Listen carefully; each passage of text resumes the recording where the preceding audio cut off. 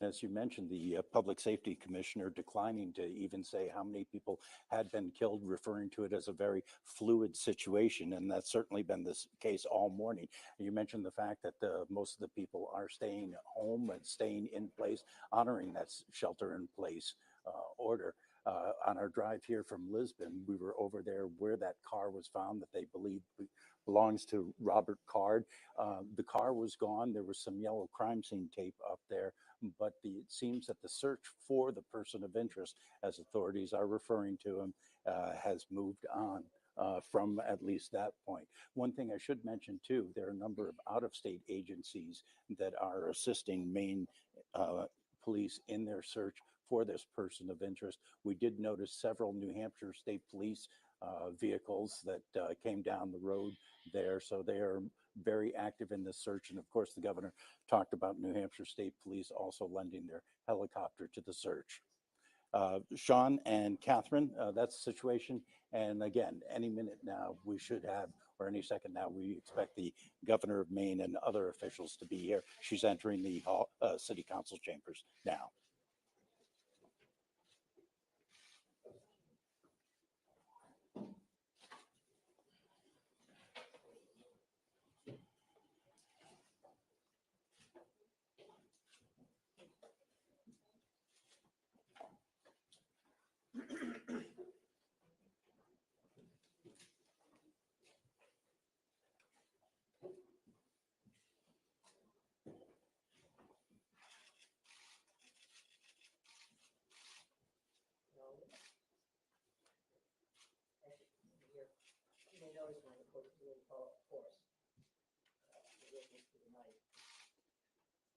As you all know, last night, local, county, state, and federal law enforcement officers from around the state of Maine responded to reports of an active shooter at several locations in Lewiston, including Airtime Recreation and Schmangy's Bar and Grill.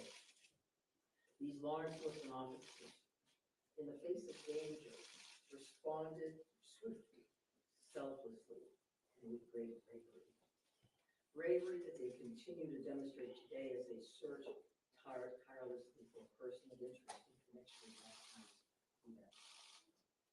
On behalf of all Maine people, I express my deep gratitude for your response and for your continued service. I also do so for Maine's hospitals and other medical emergency responders. I'm profoundly saddened to stand before you today to report that 18 people lost their lives and 13 people injured in last night's attacks. In memory of those we lost and in honor of those who were injured, President Biden and I have ordered all U.S. flags and state of Maine flags to be lowered to half-staff immediately for the next 5 days.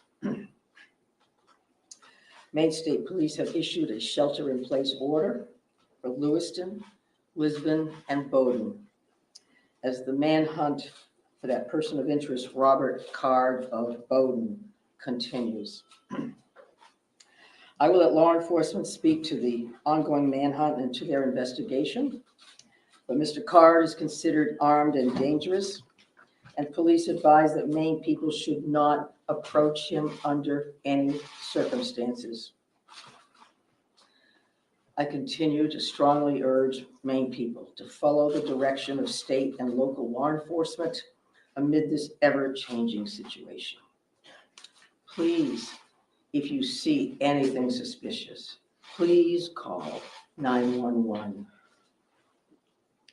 There are still many things we don't yet know about these attacks, but the full weight of my administration is behind law enforcement's efforts to capture the person of interest, Robert Card, to hold whoever is responsible for this atrocity accountable under the full force of state and federal law, and to seek full justice for the victims and their families. We cannot and we will not rest in this endeavor. My administration is coordinating closely with local, regional, and federal officials to respond to this shooting. I have spoken twice with President Biden. I've spoken with Vice President Harris, Secretary of Homeland Security in my office, and Secretary of Health and Human Services, Becerra, all of whom have called me last night to express the Biden administration's full and unwavering support and to offer any and all help that we, the people of Maine, might require. The governors of our neighboring New England states and of other states have contacted me to offer aid, and I am sincerely grateful for their friendship and support. We've been in touch with every member of the Maine congressional delegation, all of whom have offered their full support, for which I am also grateful. I also spoke with Mayor Carl Chalene and Auburn Mayor, Jason Levesque last night to reiterate that we are standing by them and that we are ready to provide any help people in these communities need and to deploy all available state resources, including grief counselors and other mental health services. We need to help our communities heal. If you or a person you love needs someone to talk to during this difficult time, please call or text 988 for free and confidential counseling. 988. Look, Lewiston is a special place.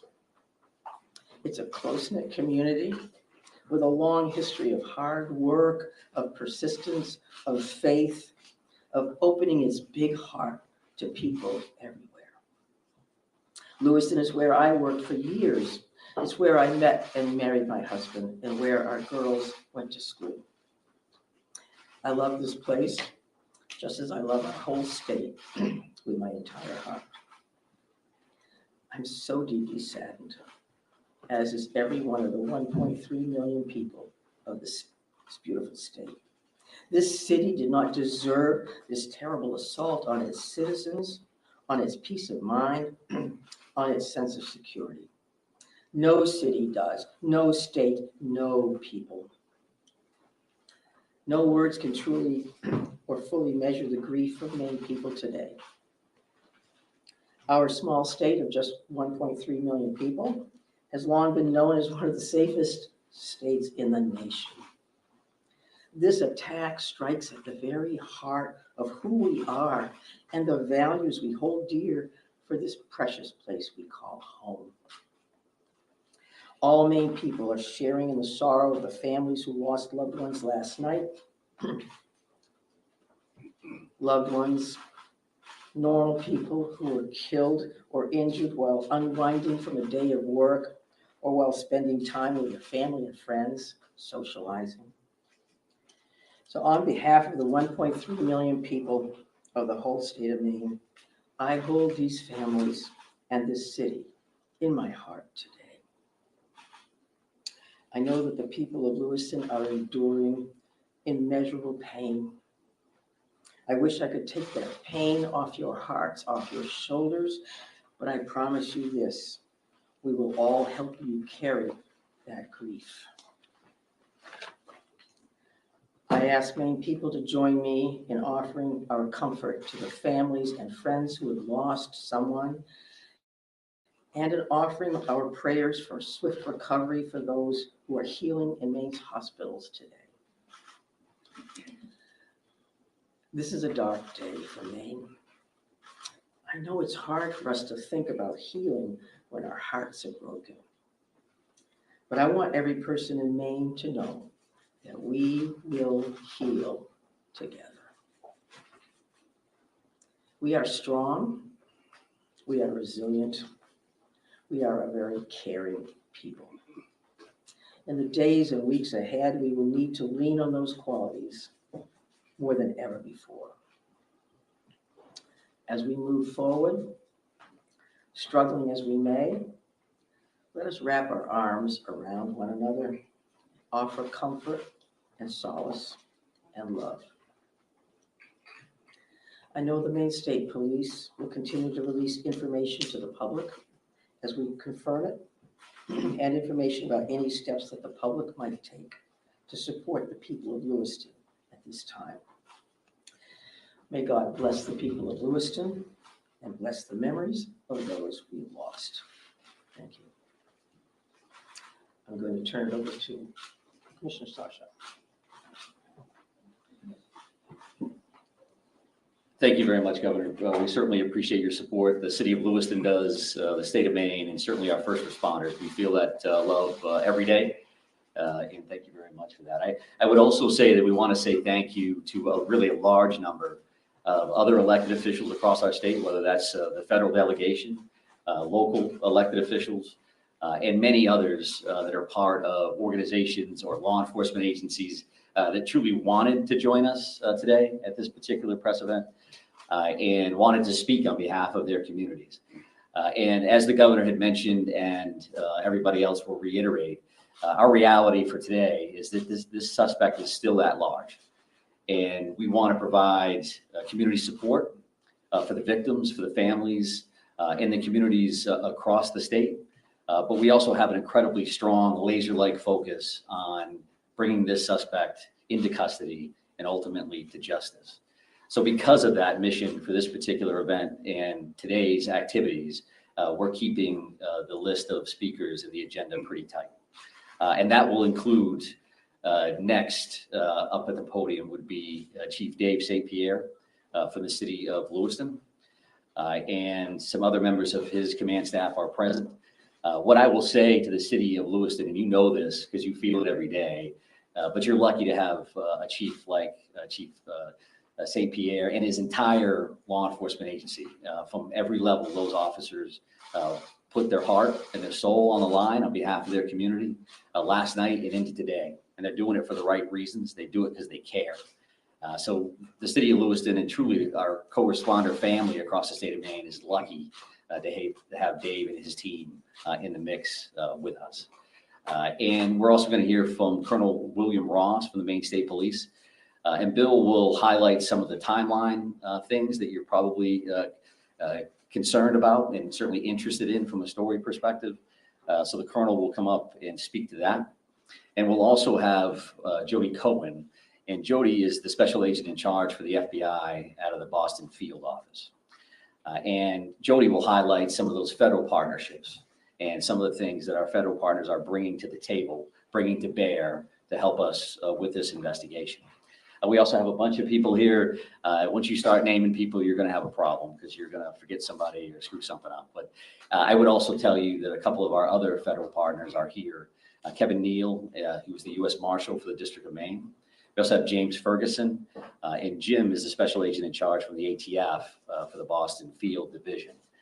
They are heavily invested with staff along with the FBI, and we can't thank them enough for all that they're doing on behalf of our state.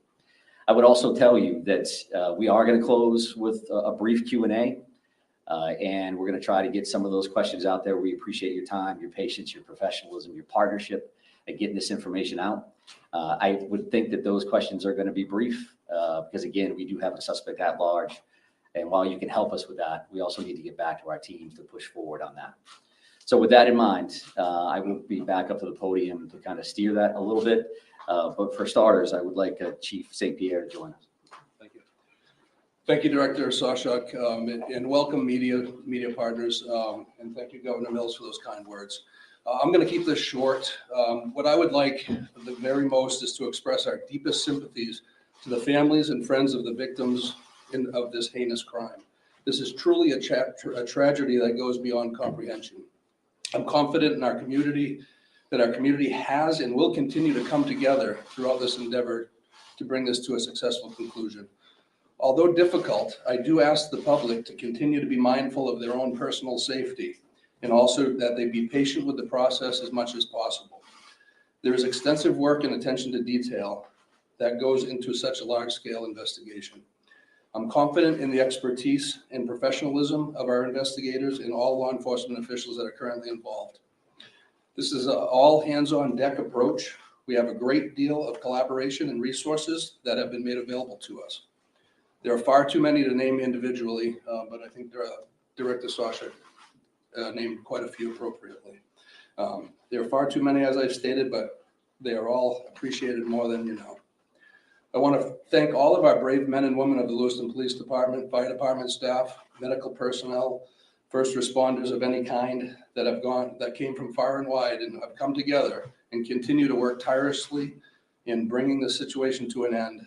We hope to locate and hold the person accountable.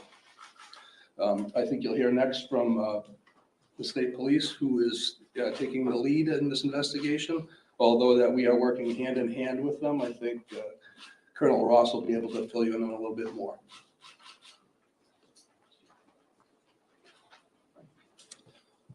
Thank you, Chief. First and foremost, this is an ongoing homicide investigation and search for the person that is responsible for it. We're in the early stages of this investigation. And I just want to let you know we will have updates. We'll be putting some type of a schedule out later on. But again, early stages of a homicide investigation, we want to be careful that we're doing things correctly. We want to get ahead of ourselves. I'm going to give you a bit of a timeline here to kind of fill in some of the blanks and give you some of the facts as we know them right now. A lot of this information will then be transferred to the Attorney General's office, as they will be the lead prosecutor, again, in any homicide investigation. Last night, October 25th at approximately 6:56 p.m., the Auburn Communications Center received a 911 call of a male shooting in Just in Time, or the Spare Time Recreation Center in the town of Lewiston, located at 24 Mollison Way in Lewiston. Shortly after that, at about 7:08 p.m., the Communications Center received multiple 911 calls about an active shooter inside of a Schmenge's Billiards at 553 Lincoln Street in the town of Lewiston. A large law enforcement response from multiple surrounding agencies assisted the Lewiston Police Department in trying to identify who this individual was and what was happening. As you can imagine, this was a very fast-paced, fast-moving, very fluid scene, very dangerous scene that these guys and girls were going into. 18 people are now deceased at this time. The victims at the Just in Time establishment, 7 people are deceased there, 1 female and 6 males, all from an apparent gunshot wound. Victims at the Schmegley's Billiards, 8 are deceased. 7 males inside the establishment, 1 male outside of the establishment. Again, also apparent gunshot wounds. Multiple people were transferred to area hospitals, Central Maine Medical Center, St. Mary's, and Maine Medical Center. 3 people that were transferred to those hospitals are deceased, for a total of 18 people deceased at this time. The investigation into the person responsible for this identified a vehicle located at the Pajebscott boat landing in Lisbon. That person, through the registration of that vehicle, was identified, it's been stated earlier, as a Robert Card, born in 1983. Several of the deceased have been identified, and their families, next of kin, have been notified. Approximately 8 people at this point have been identified.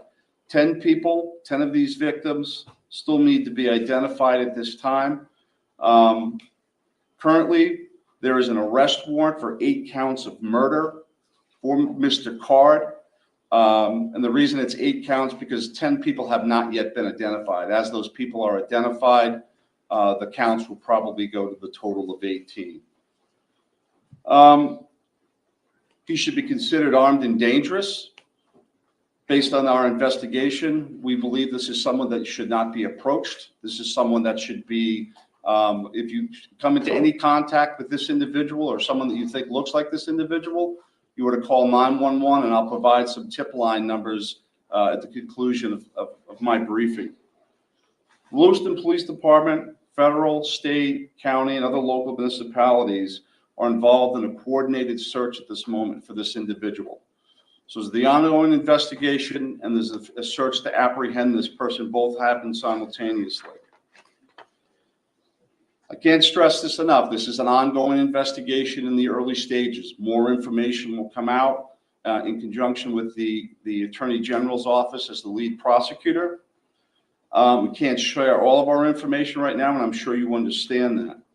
I'm going to give out two numbers that go to a tip line. 911 is also appropriate for this, but if anyone can call these two numbers, this would go to the State Police tip line. Area code 207-213-9526, 207-509-9002. And we'll be sending something out later that has that information in it if you weren't able to grab that now. Again, this is a very fluid situation. We have a lot of resources, as Chief St. Pierre had mentioned earlier, that are on the ground in a coordinated effort to apprehend this individual. We've notified the Department of Education, and they have determined what they're going to do with the schools. A lot of schools, area schools, were shut down today based on our conversation with them. Again, as more information comes in, we'll be providing it to you. Thank you for your time. This is a very difficult time for, I think, the community of Lewiston, difficult time for obviously the victims' families, and it's a tough time for law enforcement. It was a rough night last night, but we're committed to bringing whoever's responsible this to justice. And again, we are currently looking for Mr. Card right now, someone that we'd like to apprehend. Thank you. Thank you, Colonel. And FBI Special Agent in Charge, Cullen, if you could join me, please.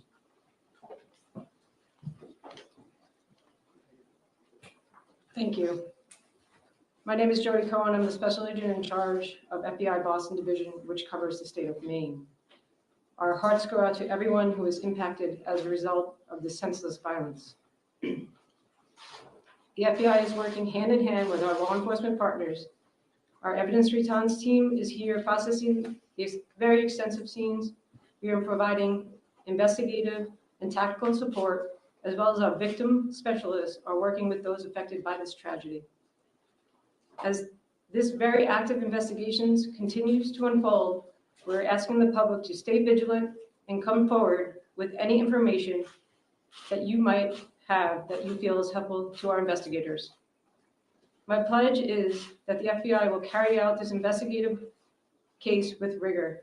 We will work day and night alongside our law enforcement partners to get the answers to the questions this community deserves. We thank the public for your continued cooperation and patience as we continue to work this very active investigation. Thank you.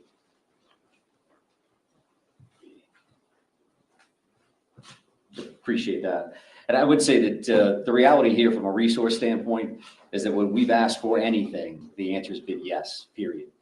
Tactical teams, evidence response teams, full-blown investigative units, detective units that have come from multiple states, whether it's the commissioners from Vermont and New Hampshire reaching out to me directly, Massachusetts saying, what do you need, Mike? What can we do for the state of Maine? So we are now prepared to try to take a few questions and keep in mind, again, that we may not be able to answer as in-depth as you would like, and we don't plan on taking a great deal of questions. I think follow-up press events will allow for that. Sir? So no one has really talked about the weapon that was used here, the AR style, so hope someone can talk about that. But the other thing here is there are reports that this individual had mental health issues, that he made threats to shoot up the National Guard. So clearly there were some signs there that he was on someone's radar. The question becomes, why was he in possession of this weapon? And certainly, why wasn't he stopped sooner? Yeah, I think those are all valid questions, and certainly questions that we are looking into now, but not questions that we can answer today.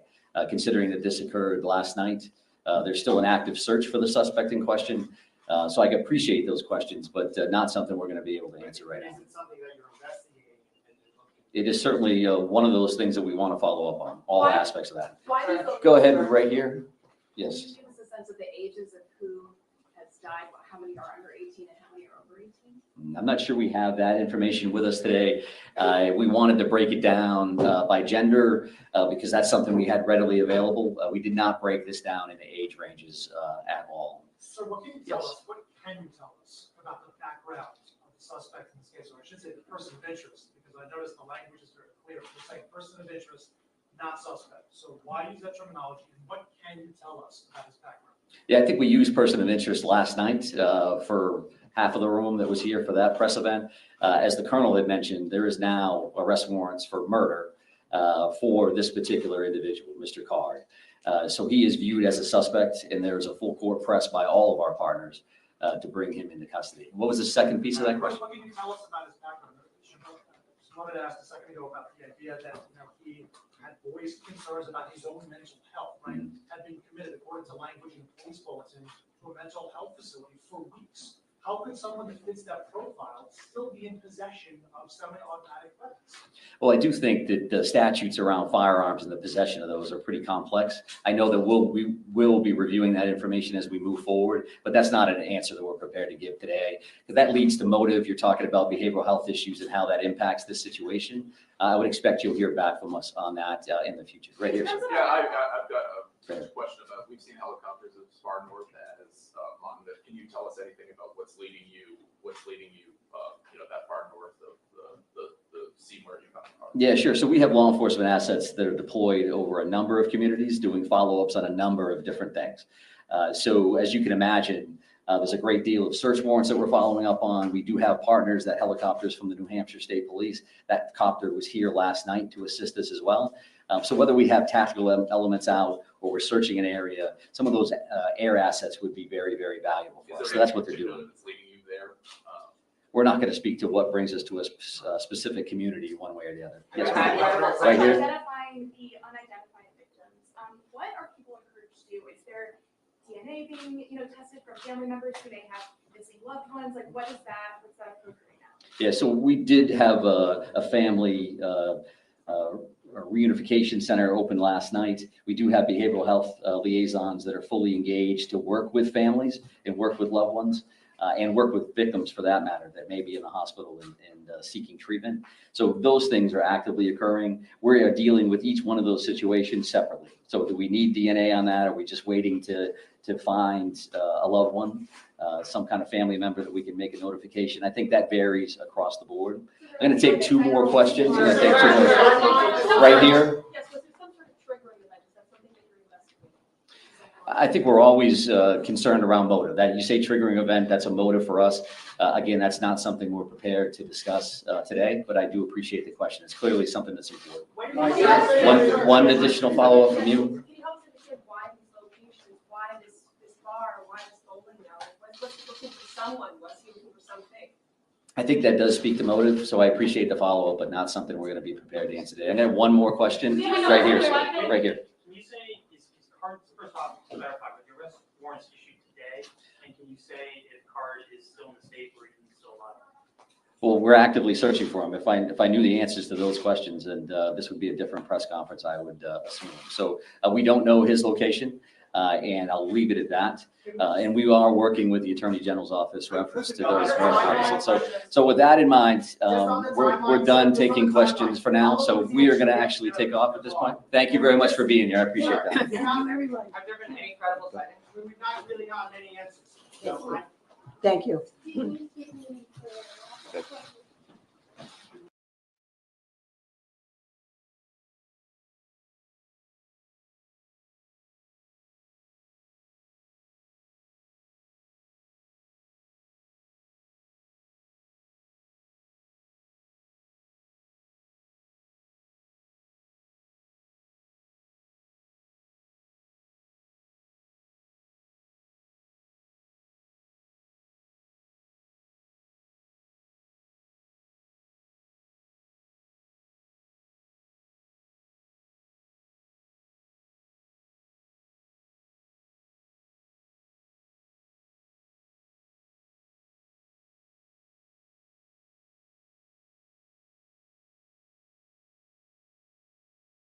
what not only what that is, but what he could be doing right now, given he's apparently not been captured yet.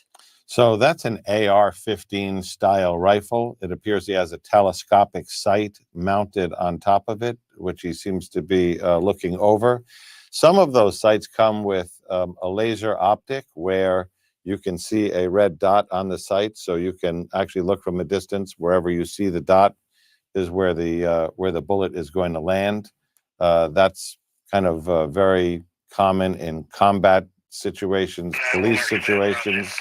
But the brown hoodie, the blue tactical pants, you can see the pockets on the side are bulging out, which is likely he's carrying additional magazines.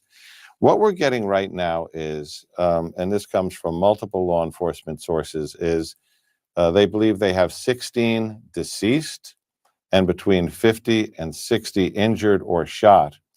That is a stunning number. Now, this is preliminary, and these numbers are subject to change. We don't know from authorities up there if the 50 to 60 Wait, John, are can you just all say those people. numbers one more time? I just want to be really clear. Can you just repeat those Sure. one more time? What we're getting from multiple sources is that they have 16 deceased. That's people who were shot and killed in this incident across those locations. And then between 50 and 60 who were injured.